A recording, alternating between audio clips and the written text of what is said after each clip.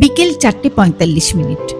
আর ঠিক তখনই শুনলাম হগ মার্কেটের সেই ঐতিহাসিক পুরনো ঘড়ির শব্দ। কিন্তু তার আগে চলুন নিউ মার্কেটটা একটু ঘুরে আসি। ঈদের আগে কলকাতার নিউ মার্কেটে আজ যে কি ভিড়, না দেখে বিশ্বাস করা কঠিন। চারিদিকে শুধু মানুষ আর মানুষ। কেউ জামা কাপড় কিনছে, কেউ জুতো, কেউ ব্যাগ, কেউ আবার কসমেটিক নিয়ে লাস্ট মিনিট শপিংয়ে ব্যস্ত। দেখুন, ঈদ যত কাছে আসছে নিউ মার্কেট ততই আরো রঙিন হয়ে উঠছে। ফুটপাত দিয়ে হাঁটা যাচ্ছে না। ফুটপাতের দোকানগুলোর সামনে প্রচন্ড ভিড়, বার্গেনিং চলছে। শপিং এর ব্যাগ নিয়ে সবাই এক দোকান থেকে অন্য দোকান ঘুরে বেড়াচ্ছে।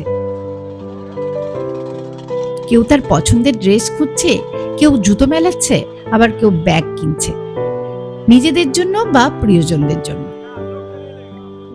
এখানের একটা আলাদা এনার্জি আছে, এক্সাইটমেন্ট আছে, আর আছে ঈদের আগে শপিং এর এই স্পেশাল একটা আনন্দ।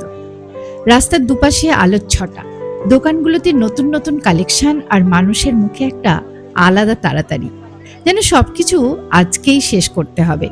একটা উৎসব মুখর পরিবেশ। এটা কলকাতার চেনা ছবি। এই ভিড়ের মধ্যে সবাই নিজেদের মতো বেস্ট জিনিসটা খুঁজে বের করার চেষ্টা করছে।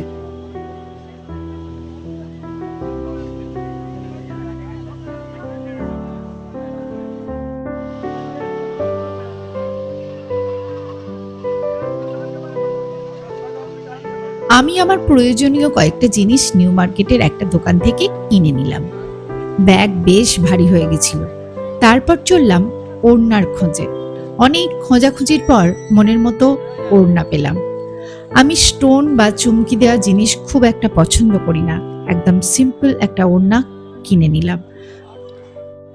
তারপর হাঁটতে হাঁটতে চলে এলাম হগ মার্কেটের আর সিম্পার্ক মলের দিকটাতে। চোখে পড়ল ইফতারের প্রস্তুতি চলছে। সাজিয়ে রাখা হচ্ছে ফলের প্লেট। চারপাশে একটা আলাদা ব্যস্ততা।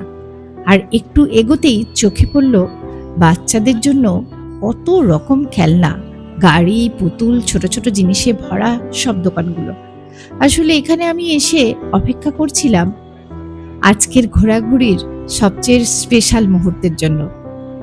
বিকেল প্রায় ৪:৪৫ নাগাদ শুনতে পেলাম হগ মার্কেটের ঐতিহাসিক ঘড়ির আওয়াজ।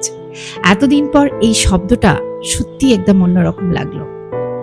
ঈদের আগে নিউ মার্কেটের ভিড়, শপিং আর হগ মার্কেটের পুরনো ঘড়ির আওয়াজ সব মিলিয়ে আজকের পরিবেশটা ছিল একদম অন্যরকম।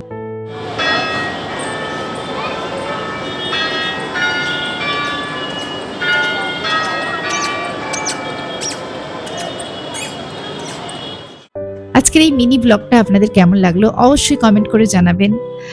আর সবাইকে অগ্রিম ঈদের শুভেচ্ছা। সবার ঈদ খুব ভালো কাটুক। সবাই ভালো থাকবেন, সুস্থ থাকবেন, সাবধানে থাকবেন। আবার দেখা হচ্ছে পরের কোনো ভিডিওতে।